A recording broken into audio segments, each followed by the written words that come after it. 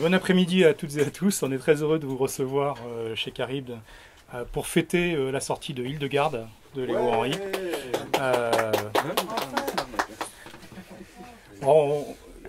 Il y a un punch spécial Hildegarde qui est en ce moment même en train de décanter et qui nous laisse donc 45 minutes. Une recette assez incroyable qui a été conçue évidemment par Léo Henry. Tous ceux parmi vous qui ont lu Rouge Gueule de Bois savent l'importance que les cocktails tiennent dans la vie et dans l'imaginaire de Léo Henry. Et ceux qui n'ont pas encore lu Rouge Gueule de Bois, n'oubliez pas de le faire à peine cette rencontre sera terminée. Hildegarde, on va prendre donc 45 minutes seulement pour en parler un peu et vous laisser ensuite découvrir ce roman qui est assez incroyable. Donc, pour faire simple, Hildegarde de Bingen, c'est une religieuse qui a eu... voilà, je ne vais pas vous parler de sa vie comme ça, puisque c'est un peu l'objet de tout ça, mais qui a la particularité d'avoir été considérée comme une sainte pendant des siècles, sans l'avoir le tampon officiel de sainte, et qu'il ne l'est devenu en fait officiellement que assez récemment, dans un des mouvements de l'Église pour entériner en fait une situation existante quasiment. Alors pourquoi est-ce qu'elle était une sainte de l'Église? On va essayer d'en savoir plus. Elle a vécu au tout début du XIIe siècle, enfin à l'extrême fin du XIe, au tout début du XIIe, en Allemagne. Le nom complet Hildegarde de Bingen pourrait trahir un peu cette origine. Et elle était à la fois une visionnaire mystique, une scientifique avant la lettre, et une écrivaine de différents types de travaux littéraires. Et donc, Léo va, je pense, sans que rien ne soit spoilé de cette vie assez mystérieuse, dire quand même un certain nombre de choses. Et juste pour lancer, moi j'avais une première question pour toi, Léo. Tu as choisi une approche assez particulière en fait pour nous dévoiler la vie de Hildegarde de Bingen en termes de construction de l'ouvrage. Est-ce que tu peux nous en dire un petit peu plus ou pas, sinon je poserai une autre question. Si, je peux, mais je ne sais pas trop par où commencer. Juste pour te mettre à l'aise, Ouais. et ce sera le seul spoiler que je ferai ce parfait. soir, je dirais que c'est pas si fréquent les livres qui ont comme titre en fait le nom d'un personnage et dont le personnage principal prend la parole pour la première fois à la page 275 et n'apparaît jusque-là que sous forme de traces extrêmement importantes, mais quand même sous forme de traces qui informent d'autres situations, d'autres personnages. Donc évidemment, je pense que comme moi, vous serez sensible à la lecture en disant mais elle est où Hildegarde? Et c'est assez magique parce que là, il y a quelque chose de justement une approche en spirale. On tourne autour de Hildegarde jusqu'au moment où on arrive vraiment sur elle et qu'après, c'est la folie. Mais... Non. Si, carrément. Mais alors ça me rappelle. Il y a deux choses. Ça me rappelle quand j'étais en train d'écrire Hildegarde, parce que j'ai mis quand même pas mal de temps. Et je sais pas, au bout de je sais plus combien de temps que j'étais en train d'écrire, je me suis dit, ah, c'est cool, je vais pouvoir enfin commencer à parler d'Hildegarde. Donc j'avais travaillé quand même un certain temps où on la voyait pas du tout, enfin, où on la voyait que de très loin. Après, je vais divulgacher ce que j'avais l'intention de dire à la fin dans mon magnifique monologue. Mais comme ça, c'est pas mal. Parce qu'en fait, je me suis reposé la question, c'est vrai que c'est un livre qui a comme titre le nom d'un personnage, et que c'est une question qui me travaille pas mal comme dans mon boulot, qui est la question du héros ou du personnage principal, et qui est une question qui m'intéresse pas du tout, enfin qui m'intéresse, mais comment dire, je crois pas du tout que les héros existent, et je crois pas que les personnages principaux existent, et je crois même pas tellement que les individus existent. Et du coup je me suis dit que c'était intéressant quand même que je fasse un livre dont le titre c'est précisément une individu, mais du coup ça explique sans doute aussi pourquoi je me suis intéressé à ce personnage, et pourquoi est-ce que je l'ai traité de cette façon-là. Alors, je me suis intéressé au personnage. Réponds-moi à mes propres questions. Voilà, je me suis intéressé au personnage précisément pour ça, c'est-à-dire qu'il m'a semblé, en fait, en découvrant les premières traces que j'ai, enfin les premières manifestations de Hildegarde auxquelles j'ai été confronté, il m'a semblé qu'en fait c'était à la fois un personnage historique, mais surtout un réceptacle, un récipient comme ça de désirs de différentes époques et de différentes sociétés. Et du coup, c'est assez marrant parce que quand je terminais d'écrire le livre, effectivement, elle a été canonisée. Ce qui était un truc, le procès en canonisation à peu près 5 siècles. Donc c'était quand même un truc, ils ont mis un petit peu de temps à signer le papier pour dire que c'était bon, c'était valide. Et ce que j'ignorais en plus en faisant le boulot, et depuis qu'elle a été canonisée, il y a eu un peu, elle a eu bénéficié, je pense, de l'aura de l'Église catholique, qui est quand même une bonne agence de com. Et il y a aussi le fait que là, maintenant, elle rencontre un désir très contemporain sur le, comment dire, figure historique féminine, plus santé par les plantes. Voilà, qui est à peu près la figure de Hildegarde maintenant, mais qui n'était pas si évident que ça quand j'ai commencé à bosser. C'était beaucoup Hildegarde quoi, Hildegarde qui, et qui vient remplacer une figure précédente qui était la figure de la fin du XXe siècle, où elle était surtout connue pour sa musique, et, parce qu'il y a plusieurs groupes de musique historique qui très sérieusement ont enregistré toutes ces œuvres musicales. Donc c'était une des grandes compositrices de l'histoire de la musique occidentale et la seule compositrice médiévale. Donc ça, c'était son titre dans les années 80. Mais en fait, si on remonte, à chaque fois, en fait, sa figure change. Dans les années 30, ça a été une des grandes figures de la germanité à l'époque où l'Allemagne cherchait des grands hommes et des grandes femmes pour illustrer le génie de la nation. Et puis si on remonte avant, il y a eu pendant plusieurs siècles, elle a été la prophétesse de l'Apocalypse. Et donc il y avait des petits bouquins de recueil de citations de Hildegarde, comme les bouquins de Paulo Coelho, où on disait Hildegarde a dit que... Donc ce que j'ai trouvé très intéressant, en fait, c'est que c'est clairement un individu historique qui a laissé des traces, qui a laissé énormément de traces même pour cette époque, une quantité étonnante de traces, mais en même temps, c'est surtout une figure... elle devient la représentante d'un désir d'une époque, et ce désir fluctue, et donc sa figure se modifie sans cesse. Voilà. Donc c'est pour ça qu'en fait, c'est pas si bizarre pour moi de m'être attaqué à un personnage. Enfin voilà, je pense que c'est une façon que j'ai trouvé d'essayer de me poser cette question-là. Et il y avait une deuxième question, mais j'ai oublié ce que c'était. C'est pourquoi Hildegarde. Ah, et pourquoi de cette façon-là? Bah voilà. Mais avec y compris, c'est-à-dire que le moment où j'en arrive à l'endroit où il faut que je raconte la vie d'Hildegarde, c'est sans doute formellement l'endroit le plus compliqué du livre en fait. Voilà, c'est que il me paraissait plus possible à ce moment-là de raconter la vie d'Hildegarde. Elle est née, elle a vécu. Enfin, je pouvais pas le dire d'une seule façon. Et effectivement, Hildegarde est très absente en tant que voix, et très absente parce que même dans la page 270, quand elle commence à parler, en fait, je suis pas sûr que ce soit vraiment elle. Voilà. Moi, c'est une des choses que je trouvais flagrante et en même temps, mais vraiment extrêmement intéressante dans cette approche par cercle, où on tourne autour de l'objet. Enfin, effectivement, quand elle prend la parole, c'est pas nécessairement pour nous dire bah voilà, je suis Hildegarde de Bingen, voilà ce que je fais et tout. C'est sur des choses finalement assez modestes, sur des choses ordinaires.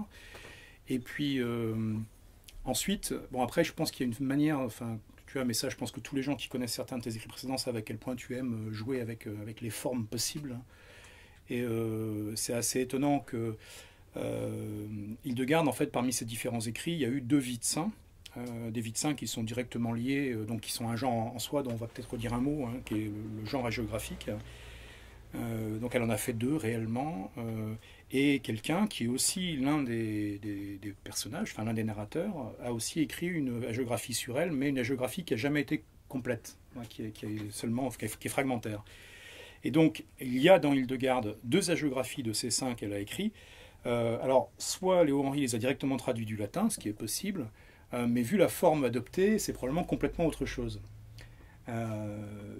Et puis la partie qui est la géographie d'Hildegarde a une forme assez extraordinaire parce que c'est une forme extrêmement contemporaine qui est une association de témoignages. C'est pas un radio-trottoir, mais pas loin, quoi. Enfin, donc, comment tu as joué entre ces formes extrêmement classiques, extrêmement canoniques que sont justement le genre de la géographie, de la vie de saint, qui est un truc qui est balisé et surtout si on veut être accepté par l'Église catholique, alors qu'il n'est peut-être pas ton ambition principale avec ce roman. Mais... Si, j'adorerais. Après, je me suis dit, ça aurait été trop bien, quoi. Voilà. Mais je pense que c'est mort, ça va pas se produire. François est très tolérant. Ouais, mais c'est pas tant François, je sais pas. En plus, ça, c'est une vraie question, c'est comment ça marche, ces trucs-là. Mais je sais que Laure Kleutzer, qui a fait une thèse de psychologie du travail sur le métier de prêtre, par exemple, sa thèse a eu, pas l'imprimature, celui d'avant, le nihil obstat. Et je me suis dit, ça défonce, quoi, d'avoir le nihil obstat. Ah, ce serait déjà énorme. Non, mais je pense pas. Je pense qu'il y a des choses problématiques, même si c'est pas... le genre géographique, c'est vachement bien. Enfin, j'ai trouvé ça très intéressant parce que c'est des questions littéraires qui sont appliquées à des choses pas du tout littéraires en fait. Et le genre hagiographique, c'est une série de contraintes, en fait, c'est l'écriture à contraintes, et c'est une série de contraintes, mais qui ont pour vocation de dépasser le cadre de faire un joli texte en fait. Il faut que ça corresponde au canon de l'Église. Et dans le genre hagiographique, comment dire, la littérature générale du genre hagiographique, c'est le merveilleux chrétien, puisque pour être un saint, il faut avoir accompli 2 miracles, et donc c'est un endroit où le réalisme, la réalité, la chose qui est validée par enquête, c'est la fantaisie. C'est quand même pas mal, quoi. Après voilà, les deux, il y a 2 effectivement courtes vies de saints qui sont les 2 saints dont Hildegarde a écrit la vie. Et ça, c'était aussi pour essayer d'aller dans l'œuvre vraiment narrative de Hildegarde de Bingen. Voilà. Et du coup, j'ai repris enfin, c'est vraiment l'histoire comme elle la raconte. Hein. Voilà, avec après, comme ce que j'ai fait à peu près partout dans Hildegarde, en fait, c'est que j'ai raconté des histoires qui sont pas à moi, mais je les ai racontées. Voilà. Donc c'est moi qui ai raconté ces histoires qui sont pas à moi. Alors c'est une autre des choses qui frappe, je pense, à la lecture. Et là, effectivement, on s'éloigne en apparence d'Hildegarde elle-même, mais ça hante tout le roman, enfin jusqu'à sa fin. C'est le fait qu'il y a à chaque fois une confrontation, un télescopage entre des faits de l'histoire. Donc c'est le cas elle-même de Hildegarde, mais c'est le cas, par exemple, pour un gros récit qui est dans le premier tiers du roman, qui est autour de la première croisade. En gros, de la première croisade à la chute de Jérusalem, à la reprise de Jérusalem par Saladin. Et cette partie, qui est historique, qui est documentée, alors évidemment, comme toujours, quand on parle d'histoire du haut Moyen-Âge, en fait, avec des sources qui ne sont pas toujours d'une fiabilité extraordinaire, quand même, hein, et qui glissent de la géographie dans le reportage, mais c'est quand même un récit. C'est plus qu'un récit, c'est des récits enchâssés les uns à l'intérieur des autres, puisqu'il y a quelqu'un qui raconte, en fait, ce que quelqu'un lui a raconté à Jérusalem un soir dans un recoin, et avec tout ça, ce qui sort de façon extrêmement puissante et qui est repris ensuite comme des sortes d'échos tout le long d'Hildegarde, c'est le moment, et ça je trouve que c'est un truc éminemment, c'est une sorte d'abîme littéraire que Léo ouvre, c'est le moment où en fait la légende, le récit, le mythe prend le pas en fait sur l'histoire et renvoie l'histoire finalement à l'anecdote, au truc dont on se soucie plus 2 siècles plus tard, alors que le mythe lui existe. Est-ce que il y avait aussi cette question, tu vois, c'est le moment de la narration médiévale en fait où elle naît, le moment où Hildegarde de Bingen écrit, et donc ce côté finalement pourquoi et comment la mythologie s'impose en fait par rapport à l'histoire. Sur la croisade, c'est pas, en fait, il n'y a pas grand chose qui est quand même vraiment réfléchi. J'ai pas beaucoup théorisé avant de faire le truc. Mais sur la croisade, je voulais raconter une histoire de la première croisade et je voulais que ce soit raconté dans la première croisade. Et du coup, j'ai été aussi beaucoup confronté au problème des sources, qui est que, enfin, voilà, que c'est un épisode historique qui est, enfin, il y a une quantité de documentation proprement délirante. Enfin, là, pour le coup, c'était une montagne d'études.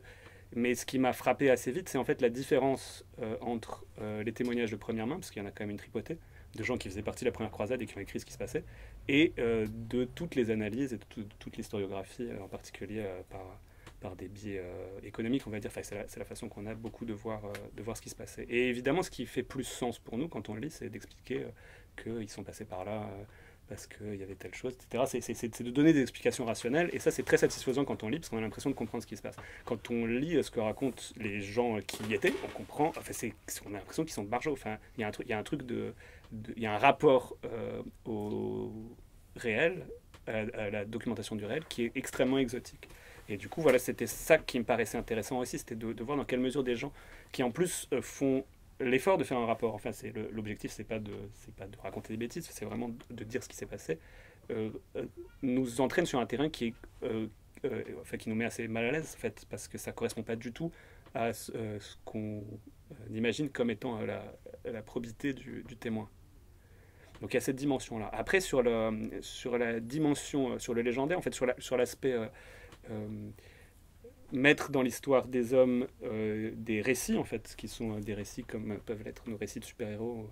Ça, j'ai trouvé ça ultra intéressant, c'est qu'au moment où Hildegarde meurt, à peu près, c'est le moment où la matière des grands récits européens est mise par écrit, à peu près, grosso modo. Ça dure quelques décennies, mais c'est en gros la première matière de Bretagne, c'est les sagas, les sagas nordiques germanisées. Et ce qui moi, j'ai trouvé ultra intéressant, c'est que moi, j'étais en train de piocher dans le XIIe siècle et d'essayer de mettre en rapport des figures, parce qu'en fait, au fur et à mesure que je trouvais des gens, je me disais, oui, mais enfin, il doit y avoir des rapports de coïncidence et des rapports géographiques. Et en même temps, c'est exactement le boulot que faisaient les écrivains à l'époque, où tout se passe dans un espèce de 6e siècle fantasmé, avec Attila, avec une série de personnages historiques qu'ils avaient déjà totalement retransformés en figures mythiques. Et donc, ils nous racontent leurs histoires de roi Arthur et de Siegfried dans un univers dans lequel il y a des références historiques qui sont totalement... qui ont été réinvesties dans le but de faire de la narration.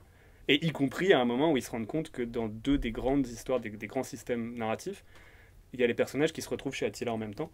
Et donc, il y a un conteur qui se dit, bah oui, forcément, ils ont dû se rencontrer. Et donc, du coup, ils font s'interpénétrer des histoires qui avaient été construites de façon dissymétrique. Et puis, comme ils utilisent un même personnage central, ça fait un... Voilà. Et comme c'était ce que j'étais en train de faire avec Hildegard, j'ai trouvé que c'était intriguant comme... que ce soit un système qui se répète. Et après, effectivement, là, je pense que la valeur...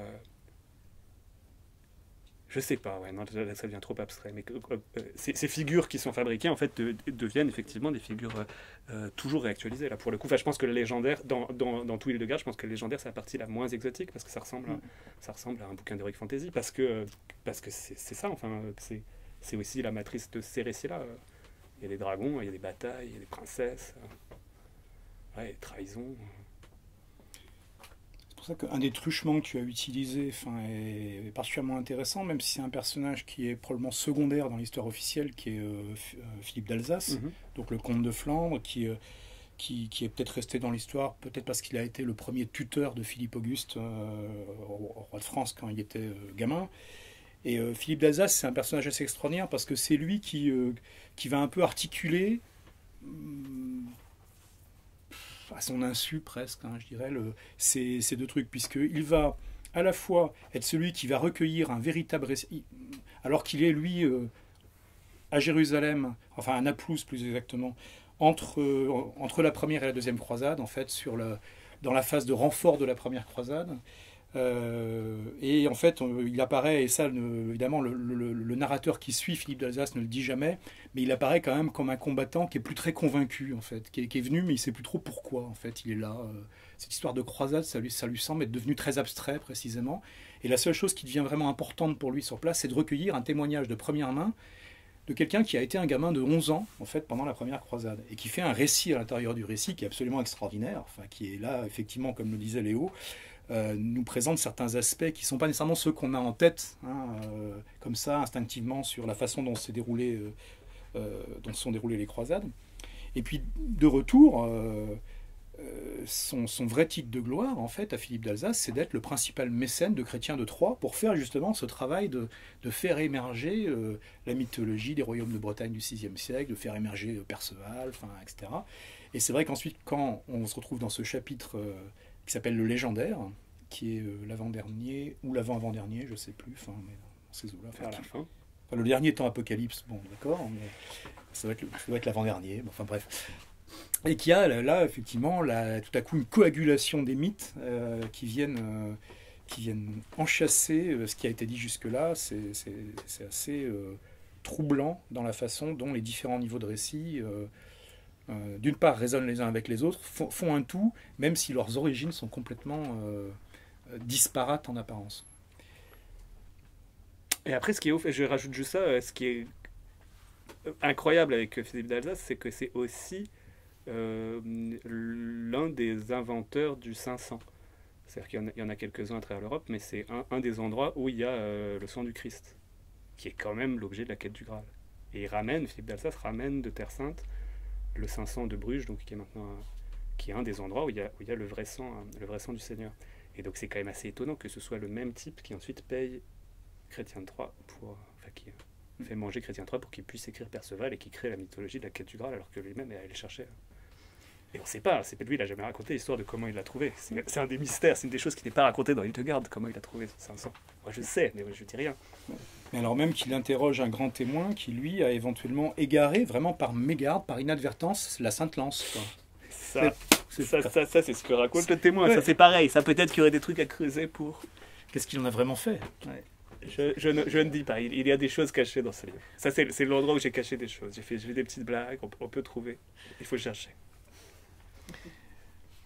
Alors, je voulais te poser une autre question, mais qui est alors là de nature complètement différente. C'est dans le statut qu'on voit peu à peu émerger, parce que, enfin, en tout cas, à mon avis, nous ne nous trompons pas, même si on tourne autour du personnage d'Hildegarde et qu'on n'en a pas une lecture frontale, il est bien présent dans tout le roman, hein, ce personnage. Et une des choses qui apparaît au fil des témoignages, des recoupements, c'est que c'est quelqu'un au départ qui est pas éduqué, comme l'essentiel des femmes, y compris quand elles sont de familles de toute petite noblesse à l'époque. Et elle acquiert pourtant au fil des années un statut, une voix, mais ce qui semble légitimer en fait le fait qu'on l'écoute au départ, c'est ses visions. Et des grands de ce monde, Frédéric Barberousse par exemple, hein, empereur d'Allemagne, du Saint-Empire romain germanique, va par exemple la qualifier. La première fois qu'il va la voir, c'est la pythonisse, la prophétesse. Et il semble que sa légitimité vienne uniquement au départ des visions et non pas ni de la culture qu'elle acquiert peu à peu, de ses recherches, de ses talents de naturopathe ou des géographes. Et je vous ai la réflexion, est-ce que voilà, il y a un travail sur qu'est-ce qui porte en fait une voix féminine à exister en fait dans cette époque-là? Alors, c'est un peu plus compliqué que ça, mais à l'époque, il y a vraiment beaucoup de visionnaires. C'est la fête à la vision, vraiment. Il y en a énormément. Et énormément de femmes visionnaires, mais pas que. Bernard de Clairvaux était visionnaire. Il y a quand même, c'est quand même une grosse trend de l'époque. Et en particulier dans le clergé séculier. C'est une des activités qu'ils ont, ils ont des visions. Et donc du coup, le fait que Hildegarde ait des visions, c'est pas du tout, c'est pas particulier. Et en particulier, enfin, dans le bouquin, on commence d'ailleurs par une de ses voisines, Elisabeth von Schönau, qui était une visionnaire et qui était une visionnaire autrement plus écoutée parce qu'elle avait des visions quand même beaucoup plus sexy que celles d'Hildegarde à l'époque. D'ailleurs, je vous recommande, le bouquin est trop bien. Les visions d'Elisabeth von Schönau. Parfait. Et donc Hildegarde a des visions, mais dans l'histoire officielle et dans son histoire, en fait, elle met très très longtemps à en parler. Parce que le problème des visions, c'est qu'on ne sait pas ce qui les inspire. Enfin, c'est pas nécessairement une source d'émancipation. Et à la quarantaine, dans une vision, l'Esprit Saint lui ordonne de révéler ses visions, enfin que ça suffit maintenant, qu'il va falloir qu'elle parle. Et donc elle commence, avec l'aide du moine de son couvent, à rédiger ses premières visions. Et ces visions sont envoyées pour validation, ce qui était une démarche un peu... sont envoyées pour validation. Et le truc qui se produit, c'est que les visions d'Hildegarde sont aussitôt validées, et validées par le pape de l'époque et par Bernard de Clairvaux. Et à partir du moment où ces visions sont validées comme véritables, ça devient très compliqué. Ça change absolument la donne, puisque elle, c'est l'Esprit Saint qui lui parle. Et donc, si c'est l'Esprit Saint qui lui parle et que c'est validé, ce que dit l'Esprit Saint, on est un peu obligé de l'écouter. Voilà. Et donc, du coup, c'est ce qui donne à Hildegarde sa force, en fait, et son influence sur son environnement. Et à partir du moment où ces visions sont reconnues comme véritables, elle commence véritablement à devenir Hildegarde de Bingen. C'est-à-dire qu'elle fait sécession, elle se barre du couvent dont elle est la magistrat, le couvent féminin, mais qui est accolé à une abbaye masculine, et elle décide, non, on va fonder un couvent avec que des femmes. Voilà, donc ce qui est une affaire extrêmement compliquée, et à chaque fois, en fait, l'argument qu'elle avance, c'est l'esprit me l'a dit, elle tombe malade, puisque ses visions sont accompagnées de crises physiques. Elle tombe très malade, et donc du coup, ça c'est mon interprétation, mais du coup, le choix pour l'abbé, en gros, c'est de tuer la poule aux œufs d'or, parce qu'elle est en train de devenir méga célèbre, et que ou c'est de lucider. Et voilà. Et donc du coup, l'histoire de Hildegarde est ensuite, c'est une succession de crises, en fait, où les gens refusent de lui obéir, et donc du coup elle tombe malade, l'Esprit Saint donne des ordres, et elle avance comme ça. Et du coup, c'est ce qui lui permet aussi de construire après, à la fin de sa vie, elle est magistrat de 2 abbayes, elle a des terres tout autour de Bingen, elle est devenue une personnalité de premier plan, en fait, de cet endroit, et son rayonnement en tant que visionnaire et que conseillère, enfin voilà, elle conseille les papes, elle conseille l'empereur, elle est devenue quelqu'un de très important. Après, sur l'ignorance, je suis pas si sûr, en fait. Je pense, après, voilà, j'ai pas non plus je pense pas du tout que Hildegarde était une femme si ignorante que ça. Elle était par ailleurs issue de la noblesse tout à fait noble. Je pense pas, c'est un truc qu'on dit beaucoup, qu'elle a été donnée quand elle était enfant. Mais vraisemblablement, c'est pas le cas. Elle a d'abord été formée, elle a été donnée à l'église, mais donc elle a été formée par une noble dans un village voisin pendant assez longtemps avec d'autres filles nobles. Elle est rentrée au monastère effectivement adolescente, mais je pense pas qu'elle était particulièrement ignarde. Par contre, elle met systématiquement en valeur le fait de son ignorance en fait. C'est-à-dire que pour que l'argument d'autorité, c'est l'Esprit Saint qui parle, fonctionne, il faut bien qu'elle dise que c'est pas elle qui qu'à aucun moment elle a interprété et qu'à aucun moment c'est ses désirs à elle. Et donc du coup, elle commence toujours par expliquer moi, femme faible, ignorante et inutile, je suis le véhicule de la voix de l'Esprit Saint et l'Esprit Saint me dit d'aller fonder une abbaye là-bas. Donc t'as intérêt à obéir parce que c'est pas moi. Donc je pense que ça a vachement joué. Disons que c'est une couche qui a été mise sur Hildegarde, le fait d'expliquer que c'était miraculeux sa connaissance. Moi je suis pas si sûr que ça. Je pense que c'est juste, en particulier la connaissance musicale. Enfin, je dirais, voilà. Après, je suis pas non plus un très grand spécialiste. Et quand j'avais discuté avec Laurence Moulinier, qui est une des spécialistes de Hildegarde, elle me disait qu'elle pensait que Hildegarde ne savait pas écrire. Ce à quoi j'avais jamais réfléchi, qu'en fait elle. Parce qu'on la voit souvent sur des illustrations en train d'écrire dans les tablettes, et en fait elle pensait que c'était peut-être juste de la vague prise de notes, mais qu'en réalité les textes n'étaient pas du tout écrits par elle. Elle ne savait pas écrire en latin vraisemblablement. Ça c'est la théorie de... Tu as mis un personnage qui à un moment s'exprime sur le fait qu'il aurait volontiers tout rewrité. Ouais, mais ça c'est absolument vrai, ça c'est un de ses derniers secrétaires. Mais c'est parce qu'en fait, c'est assez vraisemblable. En fait, il y a un autre aspect que j'aime beaucoup chez Hildegarde, dans cette figure historico-légendaire, c'est son amitié avec Volmar, qui est donc son secrétaire, et qui est le seul homme en fait qu'elle emmène avec elle dans cette abbaye féminine, parce qu'il faut quand même un homme pour dire la messe. Et du coup, c'est assez vraisemblable que les écrits de Hildegarde, en fait, soit son secrétaire, soit Volmar qui les ait écrits. Et le problème, c'est que Volmar, c'est pas non plus le meilleur dans sa discipline. Et du coup, quand à la fin de sa vie, Hildegarde est devenue cette espèce de star européenne, il y a quelques très grands littérateurs en latin qui trouvent quand même que c'est écrit avec les pieds et que ce serait vachement bien. Et donc, quand Volmar meurt, il y en a un qui déboule, qui se précipite à Bingen en disant ok, c'est bon, maintenant on va pouvoir faire des vrais bouquins avec Hildegarde, et malheureusement Hildegarde est très vieille à ce moment-là, mais c'est un des derniers effectivement, et puis c'est un des derniers à avoir ajouté un chapitre à la vie de Hildegarde, parce que je disais qu'il y avait beaucoup de traces. En fait, Hildegarde a pris, alors elle a vécu très vieille, mais surtout elle a pris grand soin de faire une édition critique de son propre travail avant de mourir. Et donc du coup on a la sélection de ce que Hildegarde considérait comme étant ce qui était important de retenir d'elle. Voilà. Et c'est pour ça que la vision de Hildegarde naturopathe est un peu compliquée, c'est que parmi ses bouquins, il n'y a pas du tout ses livres de botanique. Et c'est assez vraisemblable d'ailleurs que les livres de botanique qu'on peut acheter maintenant ne soient pas entièrement de la main de Hildegarde. Enfin, c'était pas ça qu'elle considérait comme important. Alors qu'elle considérait comme important des choses qui ont été très problématiques pendant longtemps. Je fais les transitions quand même, t'as vu, qui est sa langue imaginaire en fait, qui est une des choses incroyables que Hildegarde a faites. Et elle a très soigneusement elle a fait consigner de son vivant dans son œuvre intégrale cette langue imaginaire, ce qui est...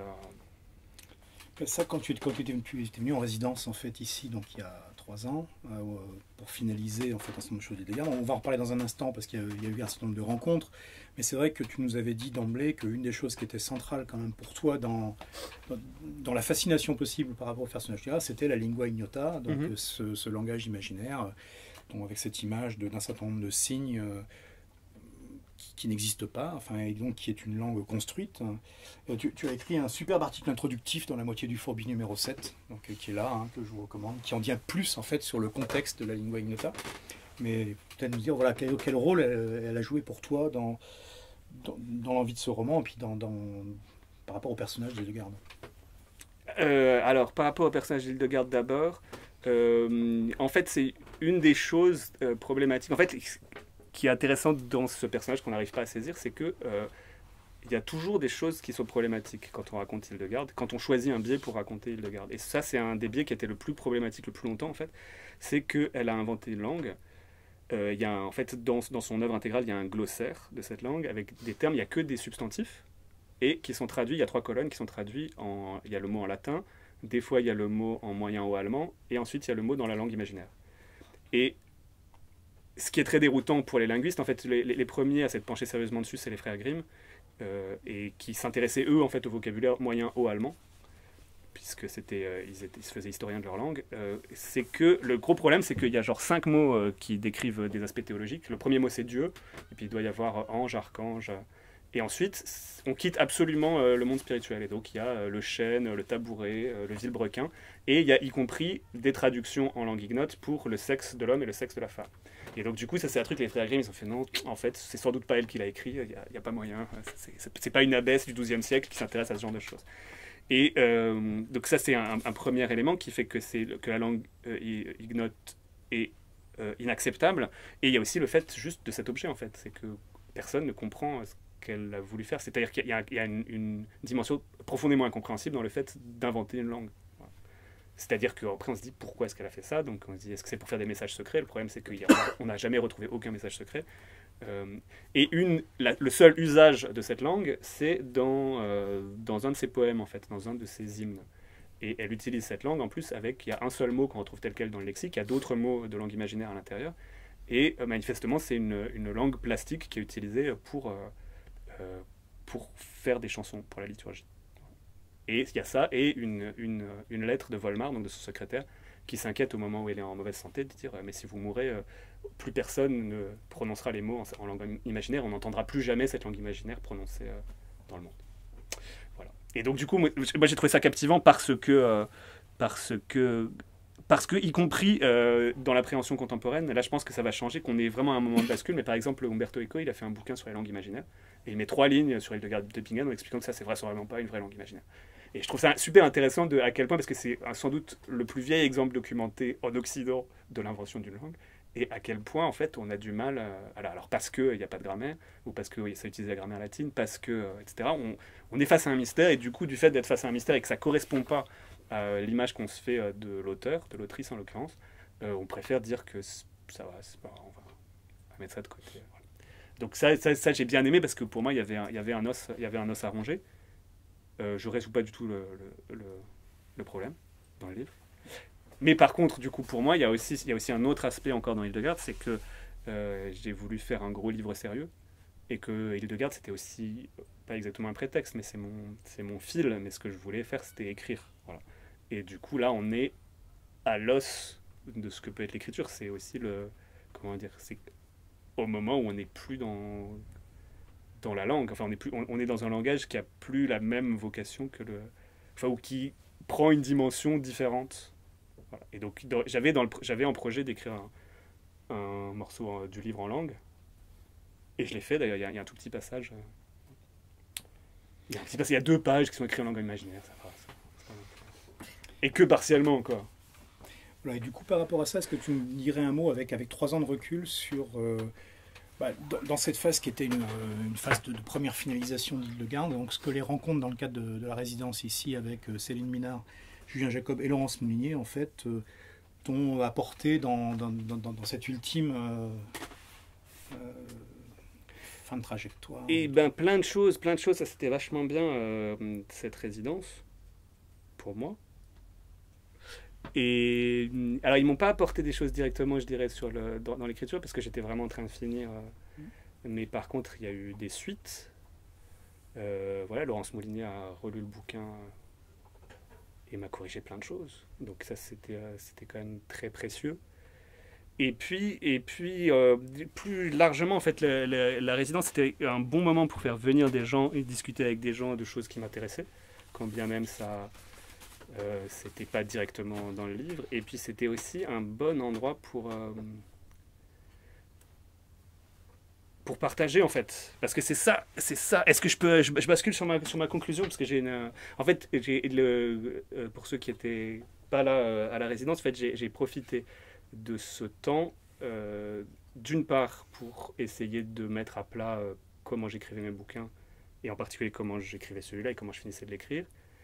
D'une deuxième part pour rencontrer des gens que j'avais envie de rencontrer, donc c'était des chouettes moments juste de pouvoir discuter de choses qui nous intéressaient, et d'une troisième part de réfléchir plus généralement à ce que c'était que la littérature, et essayer de comprendre, et avec une dimension plus matérielle, en fait, de comprendre comment la littérature était produite par un système industriel et aussi un système symbolique.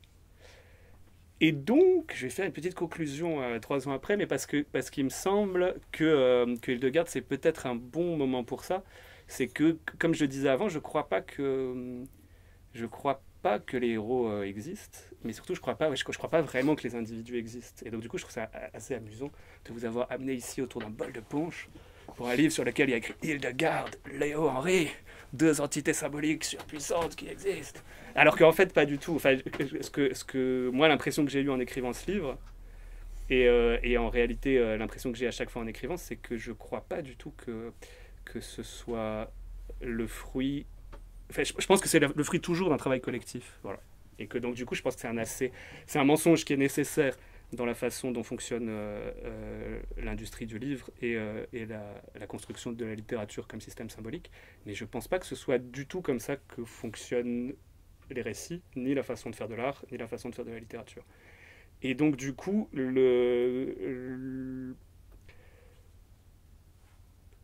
je sais pas comment dire. Edith, ma femme, m'a dit qu'il fallait que je fasse une liste de gens à remercier. Mais en fait, c'est même pas tant de gens à remercier que de gens qui ont fait le livre, en fait, en même temps que moi. Et en particulier, le fait que Hildegard, c'est un livre dans lequel j'ai presque rien inventé. Il y a ça aussi. Enfin, c'est que c'est aussi un bouquin où je me suis pas dit que j'allais écrire une histoire. J'ai rassemblé des histoires qui ont été écrites par d'autres et j'ai travaillé dessus pour les faire. Donc, ont rendu possible l'existence de Hildegard. On approche du punch, on y est presque. D'abord matériellement, le pognon. Et donc c'est le Centre national de livres, d'abord, qui m'a filé une bourse dès le début, et je me suis lancé là-dedans. Et la région Île-de-France, dans le cadre de cette résidence à Charybde. Et donc ça, merci à eux. Merci à la librairie Charybde d'avoir accueilli. Merci à Hugues d'avoir fait avec moi les signatures dans des conditions joyeuses. Merci beaucoup à Anaïs qui n'est pas là, mais qui a assuré la logistique et qui a assuré la rencontre à l'époque. Voilà, merci. J'ai pas fait des pages de remerciements gigantesques dans Hildegard, mais si le bouquin il est comme il est, c'est aussi grâce aux époux Klötzer qui ont été les premiers lecteurs et qui m'ont dit c'est bien, ça va. Nihil obstat. Et Laurence Moulinier, c'était une super rencontre d'ici. En fait, je la connaissais pas du tout. J'avais bossé avec ses bouquins parce que c'est vraiment une historienne spécialiste de Hildegard. Elle a accepté de venir. C'était ultra sympa. Elle est incroyablement gentille. J'espère qu'elle n'est pas là, sinon elle n'est pas encore là. Et du coup, elle a accepté de relire le bouquin derrière, donc ce qui était encore vachement bien. Et puis aussi, c'est très important, et je profite de ce qu'elle soit pas là, parce que quand je vais faire le lancement à Strasbourg, elle sera là et je vais pas oser.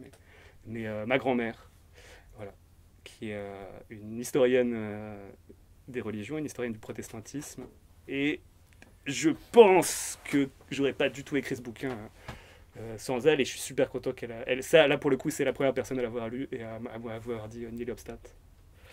Et voilà, et je suis content que le bouquin sorte et qu'elle puisse l'acheter pour l'offrir à ses copines.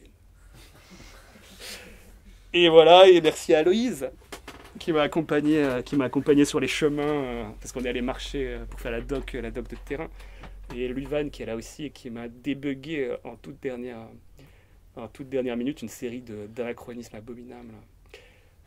Et c'était vachement bien parce que en fait à ce moment-là, en fait là je viens de passer les dernières semaines, j'avais vraiment l'impression d'être Jack Bauer dans 24 heures chrono. En fait, c'était que essayer de résoudre des problèmes, et c'était pas moi de résoudre des problèmes parce que j'étais parfaitement incapable de les résoudre. Donc c'était que passer des coups de fil, faire des mails à Hong Kong, essayer de en fait, comment dire, essayer de trouver des solutions, des réponses à des questions, et parce qu'il y a des gens que je connais, où j'ai des pistes de gens qui sont capables de trouver ces réponses. Et là, typiquement, Luvan m'a trouvé des anachronismes d'habits et des questions que Google ne peut pas encore résoudre pour nous, malheureusement. Et donc, du coup, j'étais obligé de passer par des vrais êtres humains. Et du coup, j'ai appelé une copine qui est restauratrice de tissus. Et c'était des choses qui se sont résolues comme ça. Donc, c'était à la fois vachement stressant, et en même temps, je me suis dit que c'était vraiment ça, comment dire, c'est ça qui est important. Voilà. Et c'était pour faire une petite bascule sur des questions politiques qu'on a en ce moment, mais parce qu'on a aussi, comment dire, on a une espèce d'illusion que la liberté, c'est un espèce de développement individuel et de tenir en tant qu'entité, et donc comme individu, et donc coupé du reste. En fait, je pense que c'est une vision totalement délirante du monde. Voilà. il y avait ce truc de... Mais alors malheureusement, j'ai pas la source, mais ça m'est revenu à l'esprit d'une... je pense que c'est une chercheuse féministe, mais je suis pas très certaine sur le cogito de Descartes. Et elle dit, voilà, ça c'est un des fondements de la pensée occidentale, en fait, où on imagine on fabrique les individus. Et c'est le moment où on dit, je peux douter de tout, sauf de douter de ma propre existence en tant que conscience. Et le truc, c'est que pour arriver à ce stade-là, il faut que Descartes il soit quand même assis au coin du poêle avec son stylo et qu'il écrive en latin, voilà, je pense donc je suis. Et alors le problème, c'est que ça veut dire qu'il n'est pas occupé à chercher à bouffer, et il n'est pas occupé à chercher du bois pour le poêle, et il n'est pas occupé et puis il n'est pas tout seul parce qu'il a une langue pour exprimer ça, et puis et donc du coup, c'est assez... je trouve ça assez intriguant toujours d'à quel point... comment dire, ça me paraît très bizarre le fait de toujours affirmer qu'il y a des réussites, que Elon Musk a envoyé un truc dans l'espace ou que Léon Henry a écrit Hildegarde. En fait, je veux dire, il s'est produit un fait, mais en même temps, c'est un fait qui est à la fois impossible sans tout le reste et qui en plus ne découle que du reste. Voilà. Et donc je bondis de Hildegarde aux nouvelles par email, brièvement, parce que pendant que j'écrivais Hildegarde, non, il n'y a plus de... J'ai oublié quelqu'un. Qui ai-je oublié ? J'ai oublié Mathias Echner, absolument, pardon. Excuse-moi, Mathias. Je suis désolé. Non, mais alors du coup peut-être un petit... heureusement qu'elle est là. Non, c'est pas la peine. Mais non, mais alors, du coup, peut-être un petit mot là-dessus aussi, parce que ça, c'est super intéressant. C'est que depuis le début que j'écrivais Hildegarde, je pense qu'il y a eu une tension. On a fait un pas de deux. Enfin, moi, j'ai fait un pas de deux quand même extrêmement long avec la Volte et autour de la Volte. Mais je me suis rappelé, en voyant le bouquin tellement beau et incroyable, je me suis dit, mais en fait, avant même d'avoir écrit le premier mot d'Hildegarde, j'étais allé voir Laure. Et je lui avais dit, qui venait de faire à l'époque la typo pour la typo Renaissance pour les Évangélisti. Et je lui avais dit, je vais faire un bouquin médiéval et je voudrais que tu fasses une typo, voilà, et que tu bosses avec Stéphane. Et donc clairement, c'était un projet éditorial à la Volte. Et puis après, je me suis dit, mais non, je vais faire un gros livre sérieux, donc il faut que ce soit de la littérature générale. Ensuite, j'ai fait le tour de la littérature générale où tous m'ont dit, mais c'est pas possible, c'est trop compliqué, c'est pas raconté dans l'ordre, on n'y comprend rien, c'est le XIIe siècle. Je me suis dit, c'est quand même bizarre que quand on arrive avec des... Alors, c'est pas vrai, ils ont pas tous dit ça exactement comme ça, mais il y avait vraiment ce truc-là. Alors que mon inquiétude, c'était qu'ils me disent, mais non, il y a des dragons, c'est mort, vous faites pas ça. C'était pas du tout ça, c'était ou c'est pas assez de la littérature, ou machin, c'était au contraire, mais c'est beaucoup trop littéraire, c'est trop compliqué, il y a trop de mots. Voilà. Et du coup, je me suis dit, c'était quand même assez étrange aussi sur ces histoires de collectif que l'endroit où on peut faire les choses, en fait, l'endroit où les gens sont prêts à le recevoir et à recevoir des choses, y compris très bizarres, c'est en réalité les littératures dites de l'imaginaire. Et où en même temps, cette question ne se pose pas. Donc voilà, je suis très content que Mathias, malgré toutes les crapuleries que j'ai fait, et finalement je lui ai dit, on le fait quand même. Et elle a dit, oh, d'accord. Non, t'as pas dit ça comme ça? J'étais toujours d'accord. Ouais. Tout était toujours d'accord. Mais du coup, je suis très content et très reconnaissant. Et voilà. Et il est beau. Hein. Et donc, mais oui, c'est ça, j'ai pas dit non plus à Stéphane, Laure, bien sûr, évidemment, Valérie, Nick Delian, relectrice, correctrice, elle a fait des trucs incroyables. Et il y a des choses qu'elle a trouvées, je mortifie, je préfère même pas en parler tellement. Et pourtant, il avait été relu 3 ou 4 fois, je fais, mais non, c'est pas possible. Ouais, non, et puis plein de gens, en fait, voilà, c'est un livre que j'ai traîné. Et... On va boire le punch quand même. Bien. Maintenant, tu le lâches, le livre. En 3 mots. Voilà, et je veux bien juste faire 3 mots sur les nouvelles par email parce que du coup, je suis arrivé. Donc, pendant que j'étais en train d'écrire Hildegarde, je pense pour une raison. Non, je sais pas pourquoi j'ai fait ça. Mais disons donc j'ai fait ce truc-là qui est j'ai une liste de diffusion, on rentre son email, c'est gratos et tous les mois on reçoit un texte par email. J'ai commencé ça il y a 5 ans, presque jour pour jour. Demain, c'est l'anniversaire. Et je vais faire ça pendant 10 ans. Donc là, on est à la moitié du projet. Mais en fait, du coup, assez rapidement, l'idée au début, c'était de défoncer 2 planches de la palissade et puis d'aller faire un terrain vague, en fait, et d'aller jouer dans le terrain vague et de jouer dans le terrain vague comme je voulais. Et en fait, après, je me suis rendu compte très vite que c'est pas très marrant de jouer dans le terrain vague tout seul. Et donc, du coup les nouvelles par email, c'est surtout devenu un super endroit pour faire des trucs avec des gens. Voilà. Et donc du coup, là, pareil, il y a vraiment plein de gens avec qui j'ai fait des trucs. Il y a normalement Jérôme Dubois qui devrait venir à un moment ou à un autre, qui est trop fort. Il n'y a pas ces BD là, mais il est trop fort. C'est un petit incroyable. Mais plein de gens, dont Luvan aussi, et vraiment et de la musique et toutes sortes de choses. Et donc, pour les 5 ans des nouvelles par email, il y a une nouvelle par email qui arrive demain midi. Et ce sera un livre par email. Et c'est un livre par email que j'ai fait avec toutes sortes de gens, qui sont à peu près les mêmes que pour Hildegarde, à la couverture, à la maquette et à la correction. Par contre, c'est pas un gros livre sérieux, c'est un petit livre stupide.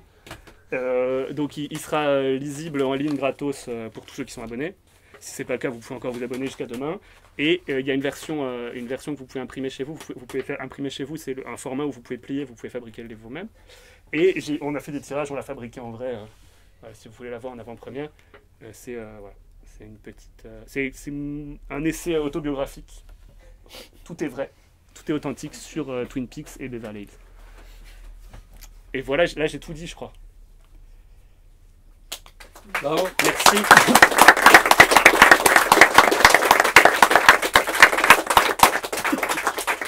Merci. Et donc, pendant que Léo va mettre en œuvre ce punch dont il a été question, mais il est là, quelques instants, on va démarrer en fait en musique un magnifique mix qui a été préparé par Luvan. Donc, vous allez pouvoir déguster en même temps que le punch et en même temps que vous ferez dédicacer Hildegarde, bien entendu, mais également les ouvrages des différents auteurs qu'on a évoqués, et notamment ceux de Luvan. Qui est là, voilà, merci à toutes et à tous. Et puis donc, au boulot pour le punch. Ouais, d'abord le punch, hein. Je veux bien dédicacer, mais on fait une petite pause. Ouais, absolument. Un petit verre.